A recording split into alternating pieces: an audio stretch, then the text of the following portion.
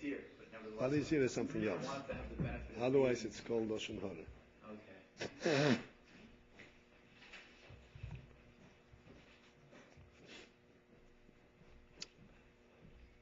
By minute, you have a chance to review on last year. Yes, I did.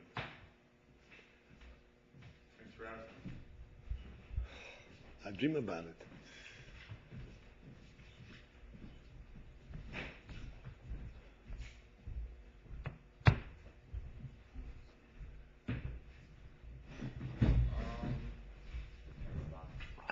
Yeah.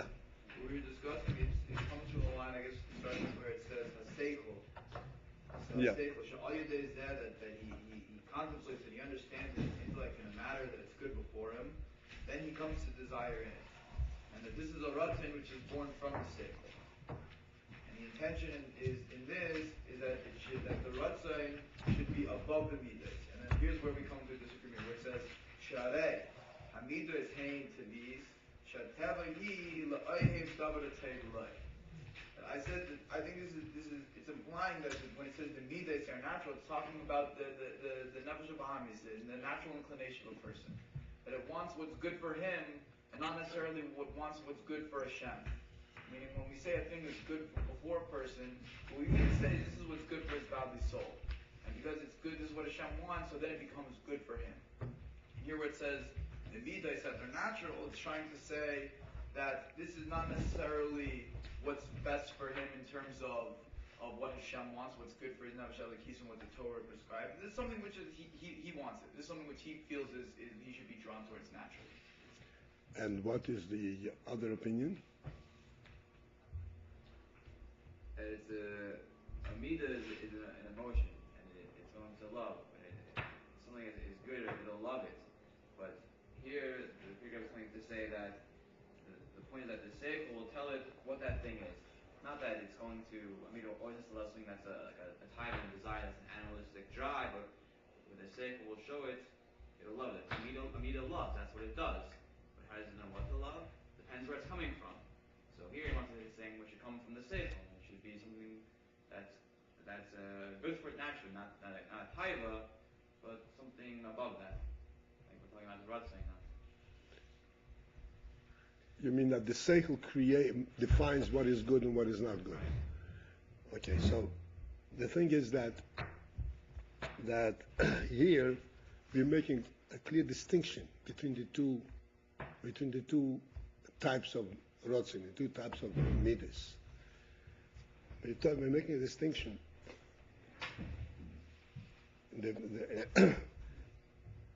When he says, if you notice, if you go back to the line that we started with, Shemaskil mevin b'sichel sh'adover toiv lefonov.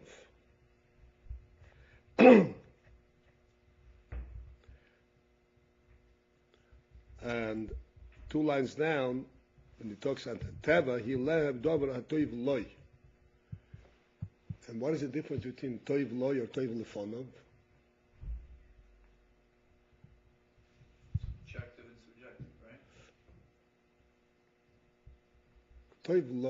Toiv loy means this is something that he likes. Toiv lefonov is that it's a good thing available to him. Lefonov, it's in front of him, but it's a good thing in itself.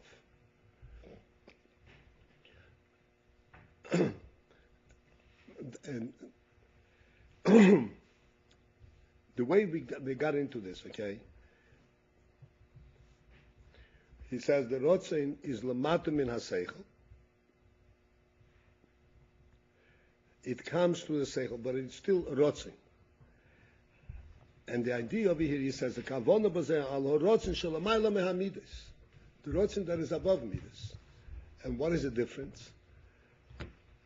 Because when you talk about midas, you don't need to employ the seichel to create a midah, because it's a natural thing that one loves that which is good for him, or good to him. In other words, good loy, that's good to him. It makes him feel good. So why shouldn't he love it? Even there, the seichel is employed. So he goes on and says, Rak, except The employment of seichel in that level is only in order to detect what will make him feel good. The seichel is moira derech el hamidos laharis lehem mashiyehav, to show them what he would love. They don't know how to uncover those things, and the seichel shows them how to uncover it. But the love itself is not created by the seichel. It's a natural phenomenon of the midas.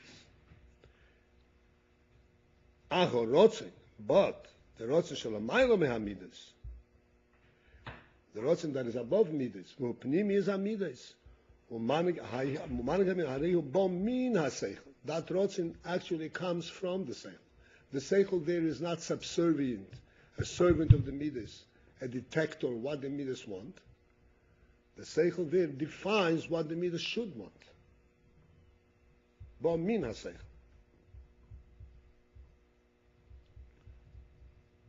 This is exactly what he is distinguishing here. Meir, you got the point here. So then he's talking about a wrestling below midos in the lines here, or no? Before this. Before this, he's talking about midos. He says midos per se is a natural thing. That a person likes that which makes him feel good. For this, you don't need the seichel to tell him that it makes you feel good, you should want. The seichel is not employed in that. The only employment of seichel there is what will make me feel good. That's called detecting, moira derech. Whereas the seichel that we are talking about, the rotzin that we are talking about, that's the emphasis. Is rotzin, we talking about the rotzin that is created by the seichel. It's below the seichel, but it's not below the midas. It's still above the midas.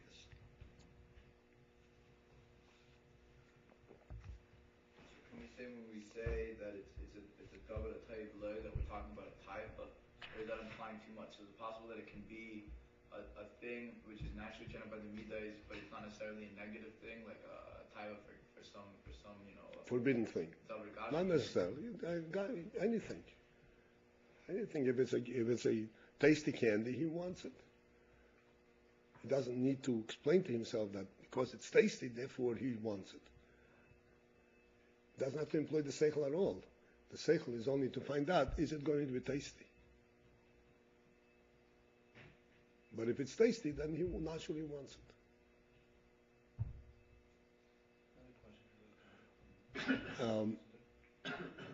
Are you with this?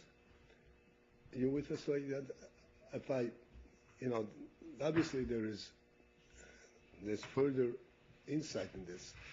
I put certain limits on how far we go into something. But I want to point out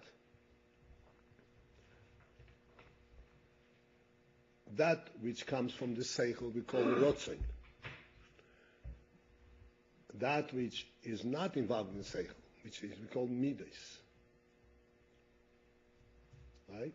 He says that the seichel creates the rotzin. And this is a rotzin that is l'maylo min hamidas, is higher than midas. Midas we don't need seichel for.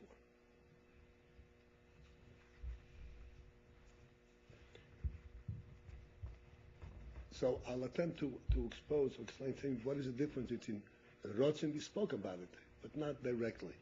Rotzin and midas.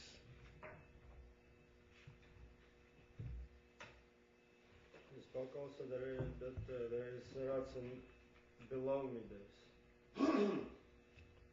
No, rotzin below seichel. And rotzin below midas also. There is some rotzin. No, that's saying above the seichel. A rotzin above the seichel and below the seichel. What about the rotzin which comes from midas? When you like it, it's like toiv loy. There is also like aroused some rotzin. Right. Right. In everything there is rotzin. But that's not a pure rotzin. It's true. Because the power for anything, underneath that there is a rotzin. I'll come back to that.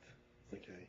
But just to understand the difference between We can say the seichel creates the rotzoin, or the midos, which you don't need seichel to create them.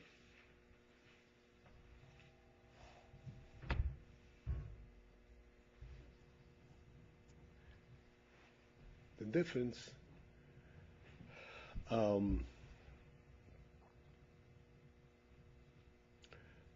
midos, as the word means, the word mido means measured.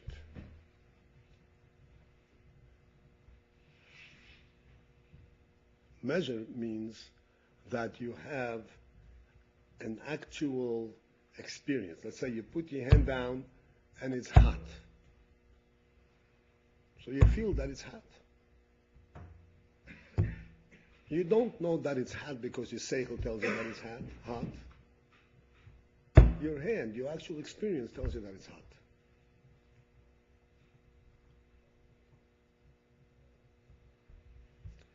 Rotzoin, the word rotzoin, we spoke about this, and we have to understand. Rotzoin is the will, which means nothing compels me to want it, except for the fact that I understand I should want it. There is no experience of rotzoin. Like in the case of midas. Even after that one understands that he should want it, and he pursues it and he wants it, there is no experience in this. He wants it because it's a good thing to want. It's not a matter of personal satisfaction, it's personal experience. Whereas in case of midas, it's an actual experience. This is why midas are teva. If you experience something, you experience it. You don't need a seichel to substantiate it. But I experienced it. Whereas rotzain, you do need the seichel to say this is a desirable thing, this is a good thing to want.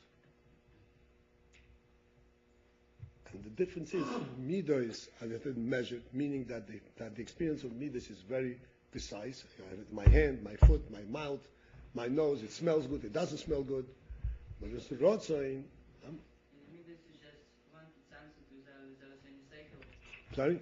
In the midas you just wanted something without any seichel. You want something without using the seichel. The seichel is also used, as he explains over here, only in detecting it, but not in experiencing it. Detecting. Detecting means finding it. What? Finding, to find, to locate it. Rotzoin is a general thing. Rotzoin sort of compels the person. There's a compelling reason why you should want it, and not the experience. But then afterwards, the midas employ the seichel in order to kind of expound. To pursue it. The person should think. I mean, a person being an intellectual creature, but at some point he needs to translate that raw desire into a thought, right? Like the midas, the brain lets him know of the existence of the thing, right? The intellect lets him know of the existence of the thing, and then the midas goes after it. But eventually the midas say, "Oh, why do you want this? Oh, there's a good reason to want this, right?" Like,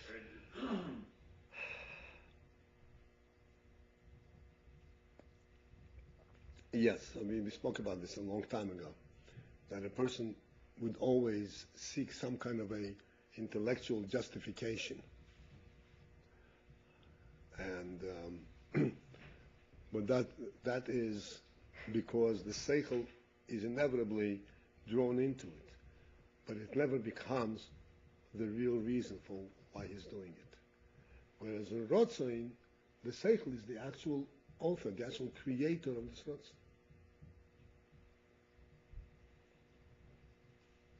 So when you say amida something, it's tava and it's taiv loy, it's never going to refer to then something that's a spiritual pleasure. Like if a person knows like davening is good for me and I have a spiritual fulfillment there, that's not amida, that's taking him there. Well,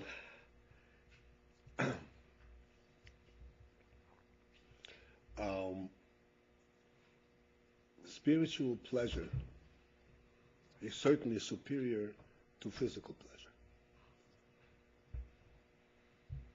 However, even there, Chassidus explains, this is one of the great insights that Chassidus reveals to us, that we should clearly recognize when we are involved in the truth or we're involved in personal gratification, even on the spiritual level.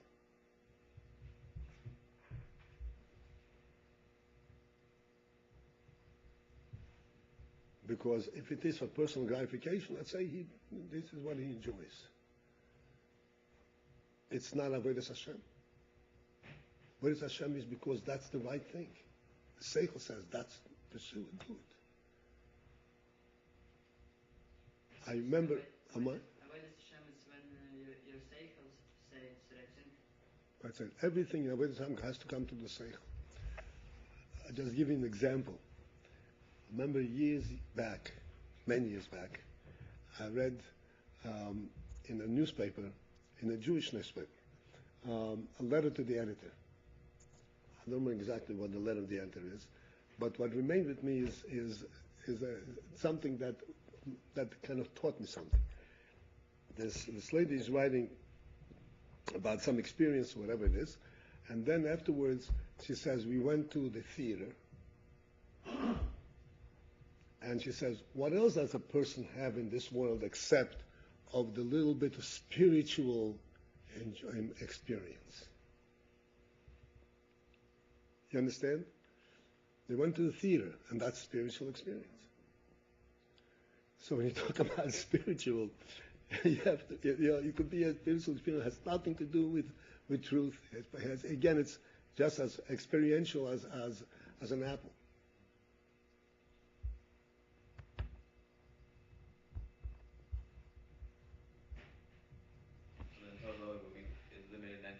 I'm sorry? Something when you say that is toy blood, is it limited then to something that is a personal experience?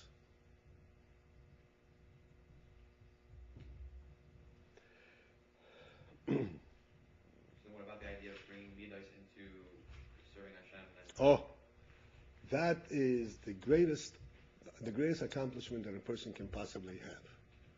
That is that after that he has the seichel, and he creates a rotzen. And then this rotzen imbues his whole person, that even on the level of midos he wants that. He has ahava. He has ahava to Hashem, and this ahava, on the very level of ahava itself, it is ahava to Hashem. Which means there is an inherent aveda in the ahava, in the experience itself. This is why this is really a very difficult thing to attain, because it means transforming one's experience from worldly to godly.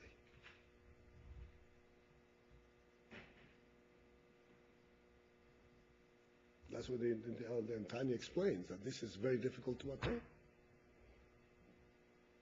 To want it in your seichel is possible.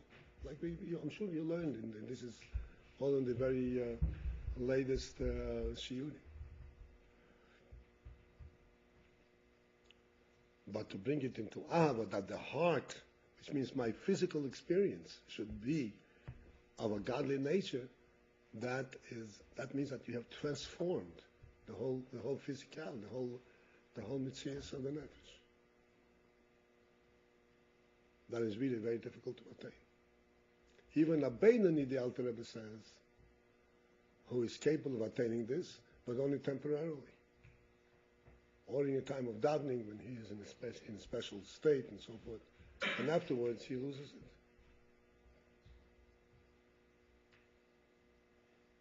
And this is what distinguishes a Beinoni from a tzaddik. A tzaddik, this is his state.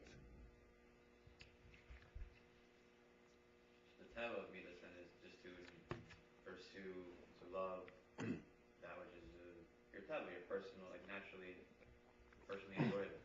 Right.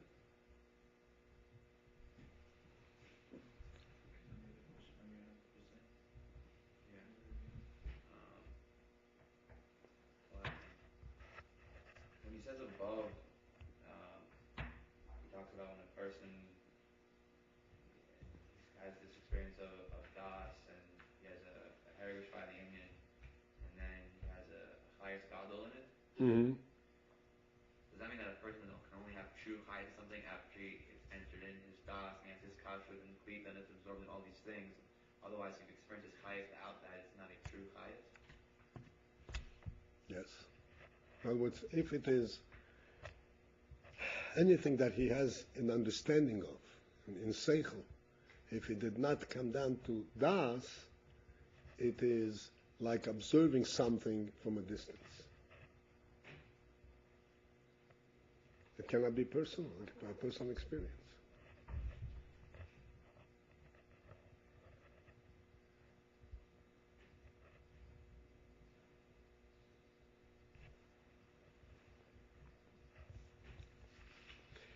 Okay, so we are starting right there, like where you ended. Harei hu min haseichel. The line, it's a few lines below the middle of the page. Everybody has it.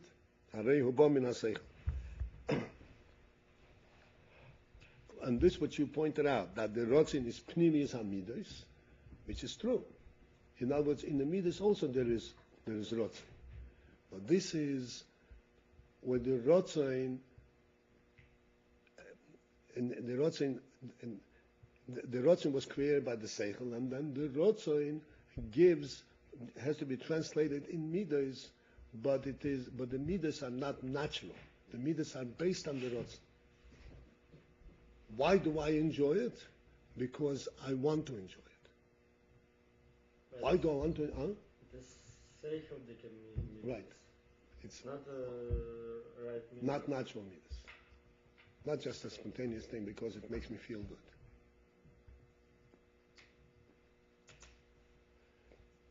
There is a halacha, for instance. It's a halacha in Shulchan Aruch. You know you're allowed to fast on Shabbos.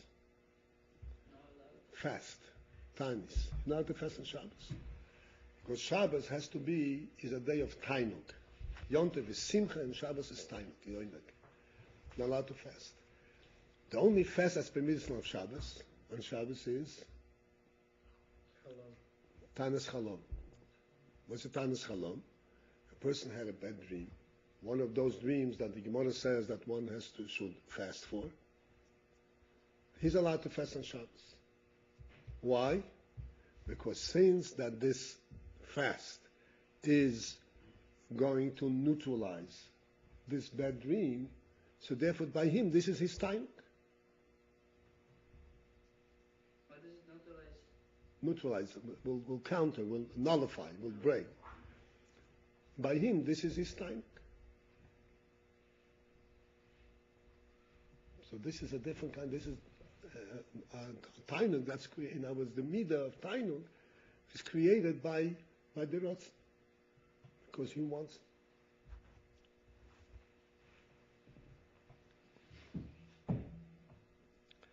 Okay, and here the Rebbe explains this whole thing.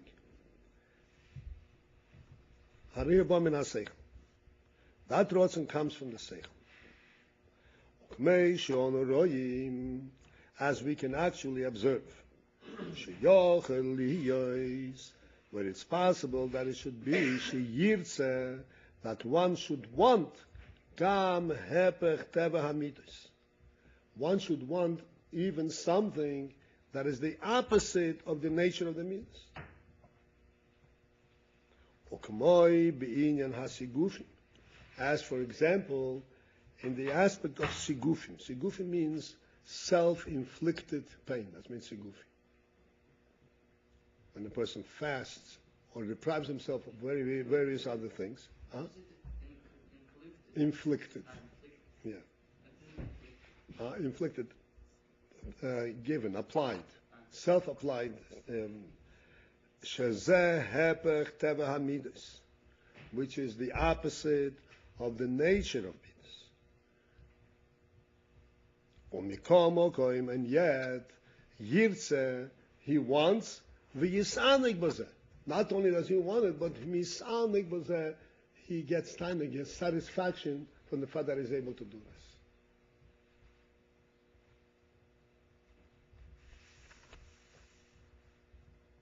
Ukediise al Rabbi Yehuda HaChosid.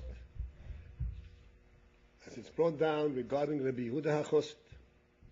Shehoyo misane b'chol yoim. He fasted every day. Gam b'Shabbos Kodesh, even on the Holy Shabbos. Vahaloi, but is it not that Shabbos mitzvah le'angoy? Shabbos, it's a mitzvah to be misanek, to be ma'anek Shabbos. Shabbos, you have to experience oinek. So how did Rabbi Yehuda HaChosid fast on Shabbos? The answer is, ach mipnei sheleirot zolehones midvarim gashmi. Because that he didn't want to have hana from physical things. V'rotz lehisanes, and thus he wanted to fast. Hoyo loy oinek bazeh. So therefore he had an oinek in this. V'kiyem bazeh mitzvahs oinek Shabbos. And thereby he was mekayim the mitzvah of oinek Shabbos. So if he didn't make Huh? no kiddush, no That's right. You can't. This is his oinek Shabbos. When did he eat? Mitzvah Shabbos. He fasted. He would break his fast every night. So he couldn't make Kiddush on Friday night. Friday night he couldn't make Kiddush.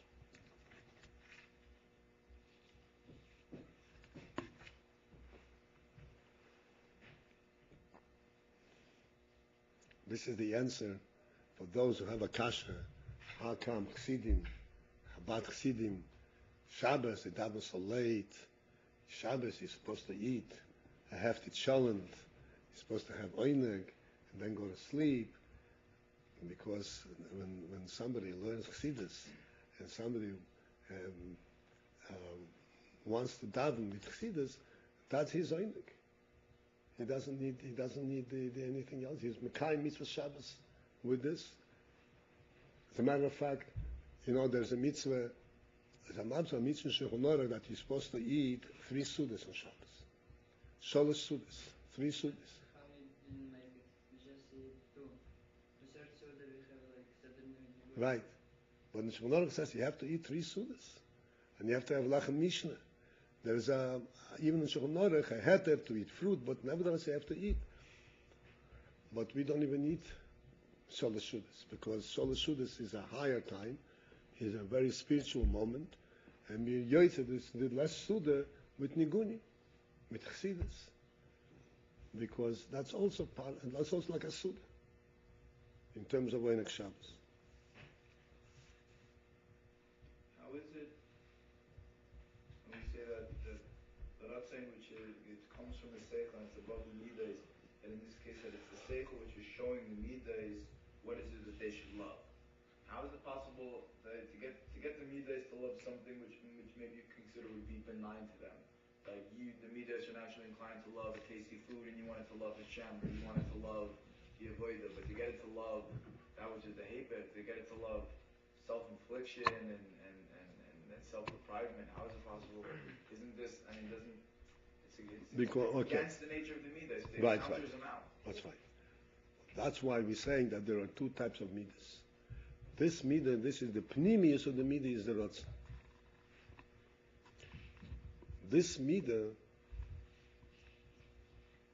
is a different kind of a midah. It's a midah that it's chayus.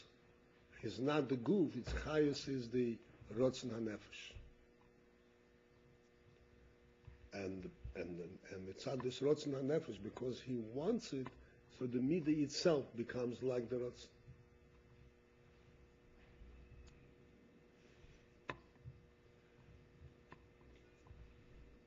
The midah of wanting tasty food. What is the chayus behind the midah? The goof, the experience of the goof. The chayus behind this midah is the rotzen. That's called the rotzen, which just becomes pnimis amidas. It actually sustains. This is what sustains the midah.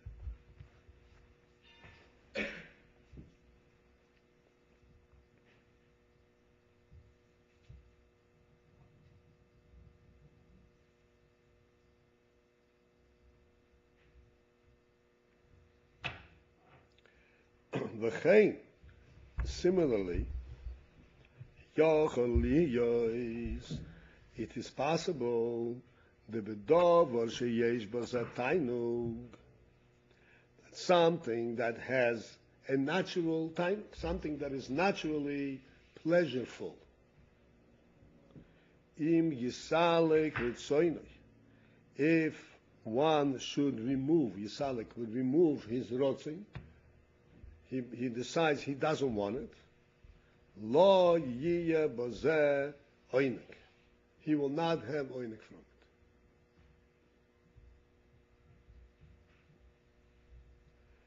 Because the pnimius of midos is rotzin, and the rotzin is guided by seichel, and if he removes his rotzin from it, then he will not have oinek from it. V'zehu horotzin haba min haseichel. This is the lower level of rotzin that comes from seichel. This explains the second level of rotzin that we said before, is rotzin v'is rotzin. The rotzin that is below seichel, but it's not midas, it's rotzin.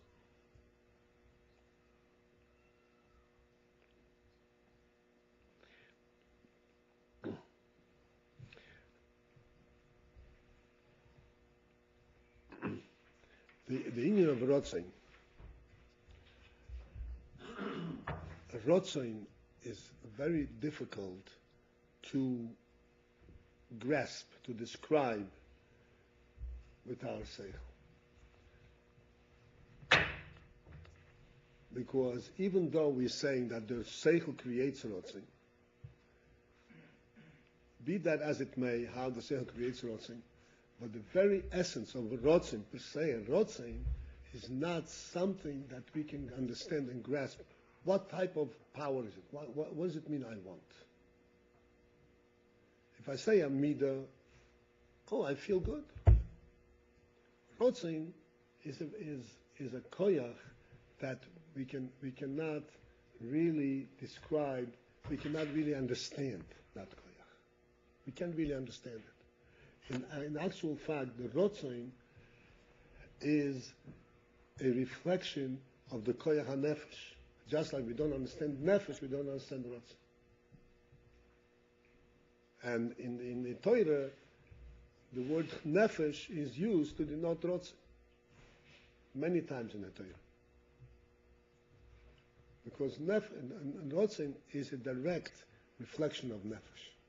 I want because I'm alive. That's essentially what rotzin is. It's a power of life, power of will. It's inseparable.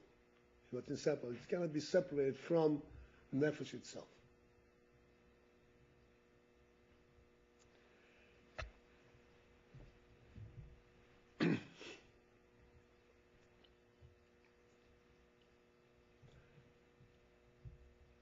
And thus, in fact, rotzin is truly representative of the nefesh od. As long as a person is alive, like we say, Rahman al-Islam, somebody who is very, very sick, he is on his last breath. Last breath. He is hardly breathing. Al-Pidin, he is considered fully alive. And in that state of weakness, he's so weak that he cannot resist any kind of pressure. So if you give him a shake, it could be you'll kill him. God forbid. He won't be able to adjust to it, and he'll be killed. So you say, but he wasn't alive. No, he was alive. And that's called murder up in him. But what is he? He can't speak. He can't do anything. What type of life is it? The answer is, he's alive. He still wants to live. He still wants to live. That's life. And therefore the experience of life is still absolutely with him. He can't express it necessarily. He can't enjoy television, but he enjoys living.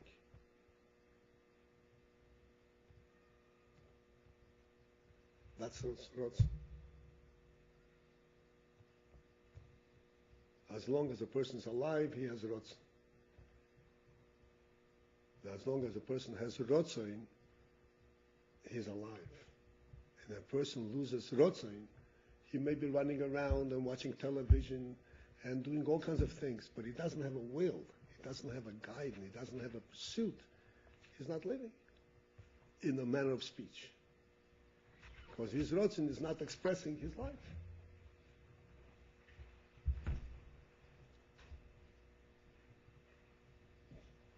They say when someone, so to speak, gives up, they say he doesn't have the will to live. And then he doesn't have. Right. Well, nowadays we have too many illustrations, too many examples of this type of a thing, where some people do things without, who cares? And which means he is not in contact with his nefesh. The nefesh is crying to him, I'm here.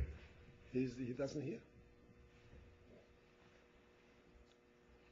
So Rotzoin, you have to understand, is an extremely powerful and central thing in a human being, in a person.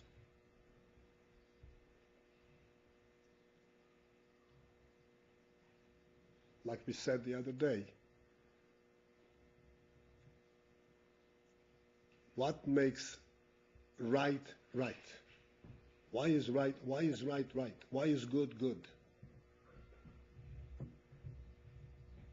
From that, you understand the implication.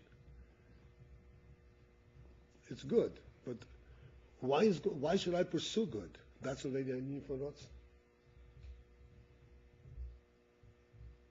If it's good, I want it. If it's right, I want it. Because that's part of life. That's part of nefesh.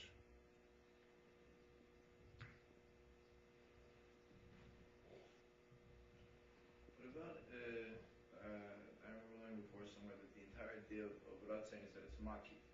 It's not, it can't be localized. It's not, you don't want the apple with your mouth. You don't want, everything it can't be localized. And even though here we're definitely not talking about like a spatial origin, but we're saying that the Ratzin can kind of be located somewhere in between the intellect and the natural inclination, the midas. That's where you can find a Ratzin. Isn't it all like in contradiction to the idea that the Ratzin can't be localized? That it's beyond seichel, it's beyond midas, it's beyond. Right. First of all, as we're learning in the middle, the is Ratzin, the is Ratzin. There is Ratzin that is above seichel, which we're coming to discussing, and the Ratzin below seichel. But the truth is that even the Ratzin below the seichel, well, like we give an example over here, that he wants to fast. It isn't that he wants to fast per se, the action of fasting. Like in the case of Amida, he wants the taste of this candy. He wants the taste of the candy, nothing more. There's no greater implication in it. There's no broader concept. He wants the taste of the candy. When he wants to fast, it isn't that he wants to fast per se. He wants the effect and the value of the fast. So it still has an aspect of makif. It's still broader than the activity itself. That's why Yerotzin is called the Pnimis Amidas. You have to follow this way. Pnimis Amidas. It gives the life to the Midas.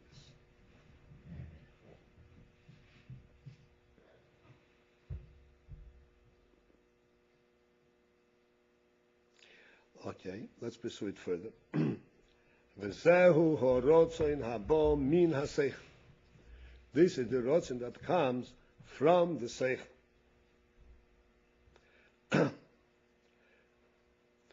Okay, let's put that rotzin in a nutshell a little bit. In what sense, even according to what we finished now, that the rotzin still has an aspect of makif. So in what sense does it come from the seichel? it comes from the seichel in the sense that there is a seicheldike definition. He says this is good. The word good is a seicheldike word. So therefore there is a seicheldike expression, a seicheldike way to explain what is it that he wants.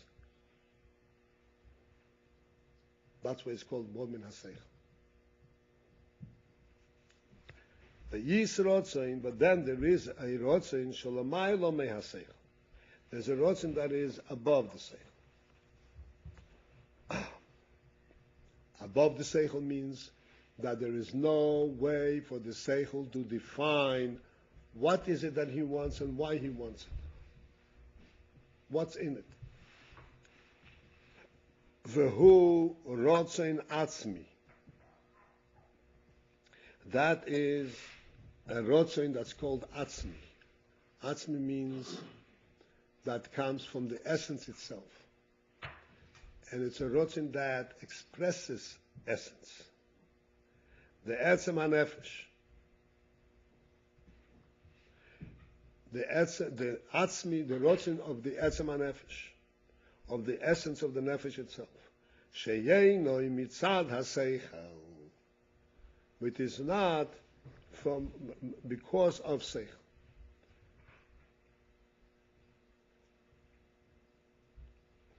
Just like we mentioned before, a person wants to live under all circumstances. The Indian for Rotzen Lichyos. There isn't a way to explain Api Seichel what is it that he wants. Huh? Right.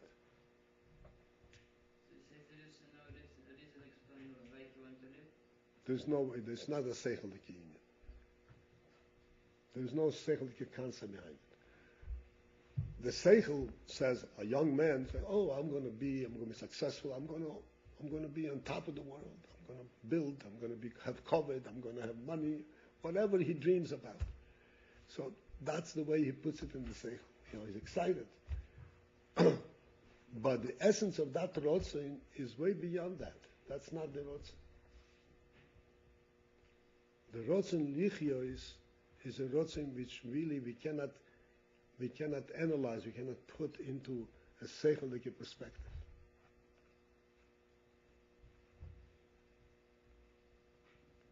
And this is why, like you said, that there is an instance where a person, Nebuch, is not well, and he says he lost the will to live. He didn't lose the will to live. His Seichel does not understand, does not relate to the will to live. And that's why he lost it. Because his Seichel, he no longer relates to it. Clearly the Nefesh wants to live. Like when a person is climbing up on a bridge and wants to jump off the bridge. So everybody says, "Oh, let's get him down. Let's stop him." Why? That's what he wants. Why stop him? So besides everything else, as much as he will scream that that's what he wants, we all know that that's not what he wants. He lost perception of what he really wants. How do you know it? Huh? Automatically he wants to live? Yeah, that's part of the nefesh. The very fact that he can walk, he can climb, that's life. That he wants to live, there's no question about it. You know, there's the story of this man who says, "That's it, I'm finished." He's running to the ocean. He wants to drown himself. Half hour later, he comes back. What happened? The water was too cold.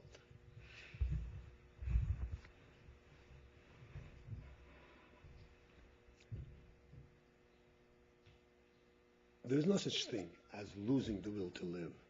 In essence, nefesh, because everything in a person is filtered through the seichel, filtered through the conscious mind, and he got so involved in the negative that he lost contact and sense of of the natural, of the basic will to live.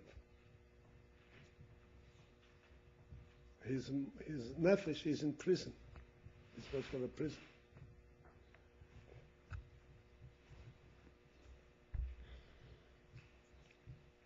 But the rotzen atzmi the etzem nefesh ein mitzal haseichel. Now,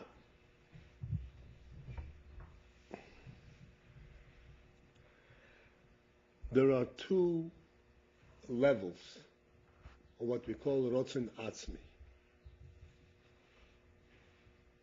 What we spoke about here now, that he wants to live, this is rotzen atzmi.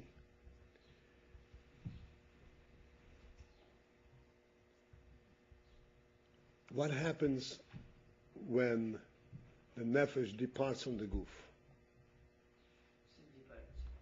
Goes out from the goof, goes in Gan Eden.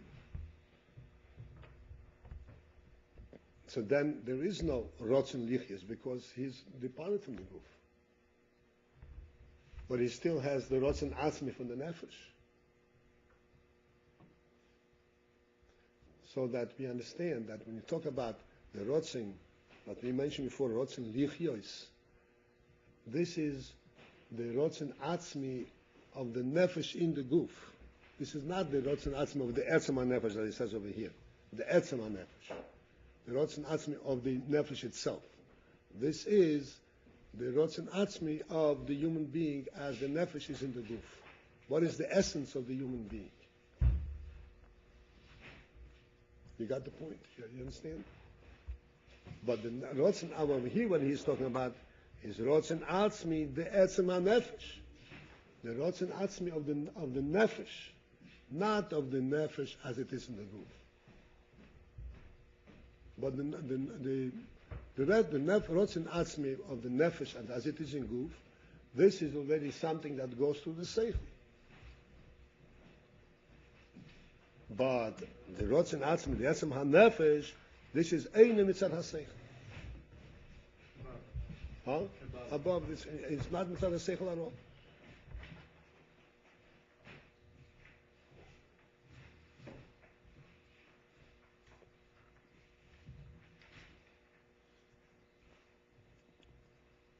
Because we know that the highest koyach, the highest level of conscious of the nefesh being in the guf, the highest level of consciousness is chokhmah. Chokhmah is not the rotzen atzmi of the nefesh. Chokhmah is already part of the seichel. Rotzen atzmi on nefesh means this which is higher than chokhmah. So this is not something which is part of the nefesh as it is mislavish in the guf. Shagam im yoimru loy. This is such a rotzen which is based in the nefesh itself, that even if he were to be told, im yoimru loy, if he will tell them, tamim sichliim, rational reasons, shemenagdim el horotzain, that oppose this rotzain, umikol mokem yirtze bozeh, and yet still he will continue to want it. Mipnei shehu lemailo mehatam, because this is higher than reason. This is not something that can be exposed, that can be encapsulated, not encapsulated, captured and defined by seichel saying, this is what I want. I want it because it's good, because it's great. Nothing. There's no because. This is what I want.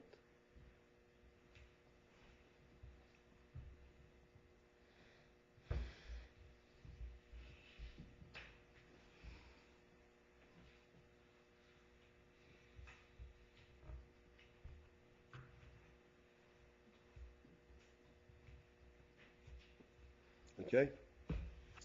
Any questions? If you have it. No?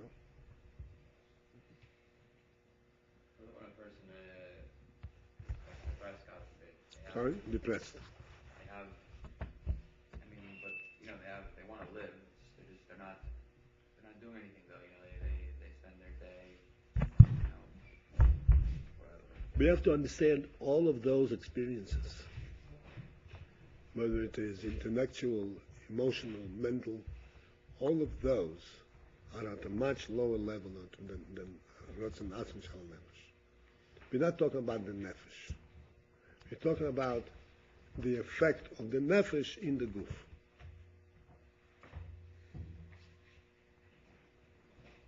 To what extent one is aware and lives in the Guf, to what extent the light of the Nefesh is felt in the Guf.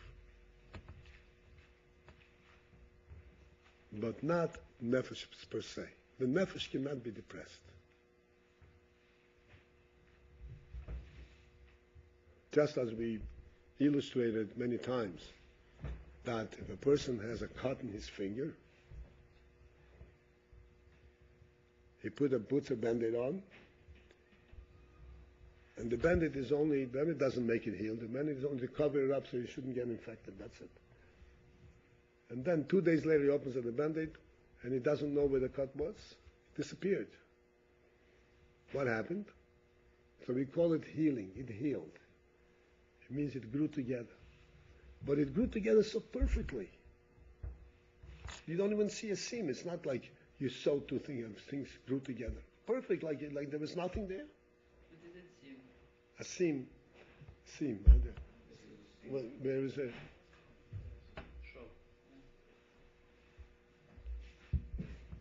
How come? The answer is because the nefesh, the chayus that's in this finger was never cut. It's completely perfect and whole. The cut was only in the finger, in the physical finger. And the chayus directed the molecules, the physical finger, to grow together exactly the way they should, to reflect how the chayus is. And that's how it grows back together. Because the chayus cannot be cut. That's what it says, that if a person has a damage, let's say, somebody cannot see, it doesn't mean that he doesn't have, that the nefesh is blemished, he doesn't have the koyach hariyah. He has the koyach hariyah, but his eye, the keli for it is damaged. But not that he doesn't have the koyach hariyah. The nefesh is whole, it's completely perfect. As a matter of fact, this is why, in most instances, somebody is weak in one aspect, in one of the senses, it becomes strong in others. Somebody is weak on his eye, so the ears, he hears more intensely. He's much more sensitive to hearing. He hears much more powerfully and more sensitive sounds. Because it's all coming from the same nefesh, and since that the nefesh is perfect, so that sense reflects itself in another sense. Does it reflect? It shows. Shows? It's reflected. It shows in another place.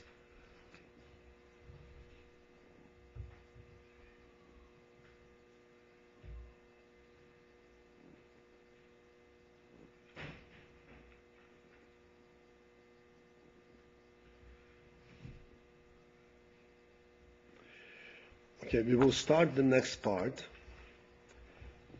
but we will just introduce it. Umikol mokoim. The Rebbe says, Umikol mokoim, nevertheless, even though we're saying that this is a rotzein that is l'maylo mei hatam, still, yesh gam bozeh tam. Deeper down, there is a tam in this thing. Vehu hanikra, and this is what's called tam komus, the hidden and concealed reason. Komus means hidden, internal.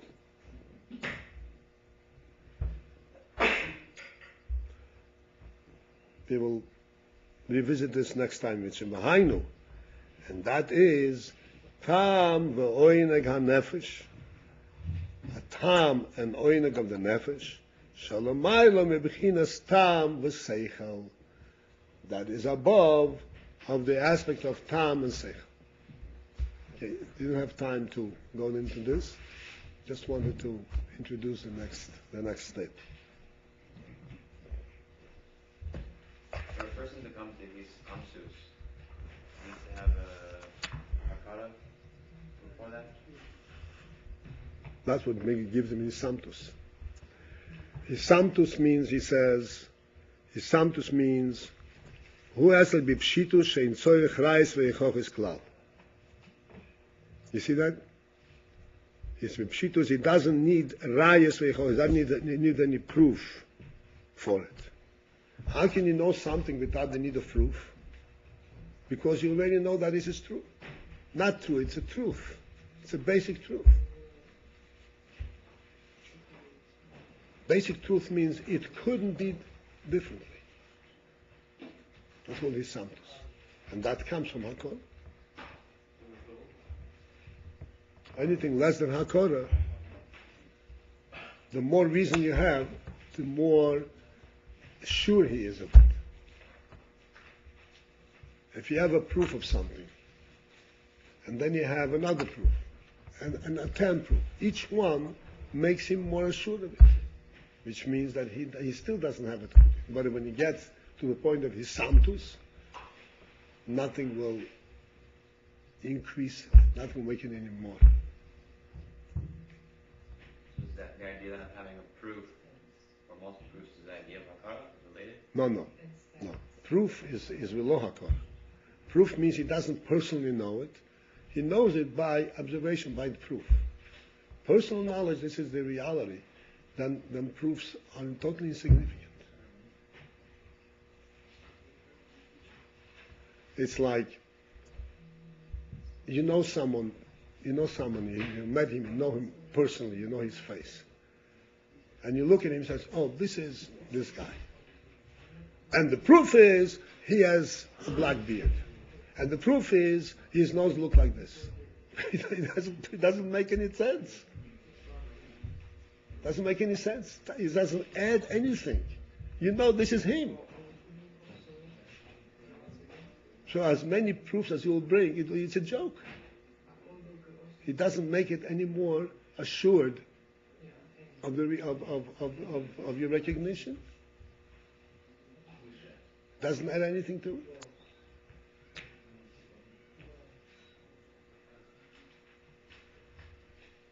As long as a proof adds certainty and increases certainty, that means that you haven't come to Hakor. You know it by way of this proof and that proof. Then his amtus will then always exist also at level of hakara where you know a universal truth. But you won't reach that level until you have reached it personally that you can relate to it. That's right. It can be very true, but you know it through some other means, not by personal hakara. It's not hakara. If he, two kosher witnesses come and tell me, this is Moshe Menachem, but I never saw Moshe Menachem. This is him. This is that same guy. Is that compared to me knowing, oh, this is the guy? Doesn't compare. Even though I'm sure, even the whole world tells me this. It's not the same as when I know it personally. So then what's the difference between that and his amtus? That's his samtus. That's called his samtus. That's hakara. You know No, hakora brings to his samtus. Hakora results in his samtus.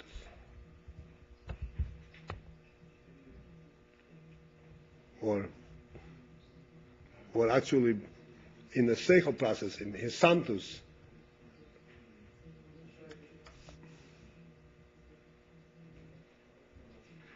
this is what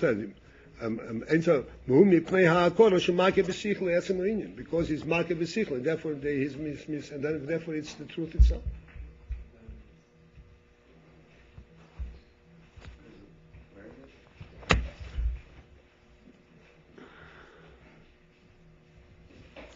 You see the line, Shebedas, the line begins Shebedas. I'll read that.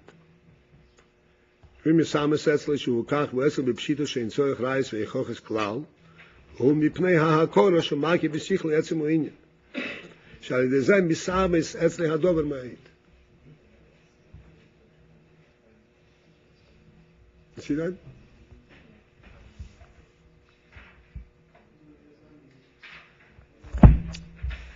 Okay. One question. Why is Meitzah place I can take it, right? That brings it to you like this. It just brings it like this, yeah. We leave that for that. Maybe at the end of the song. Okay.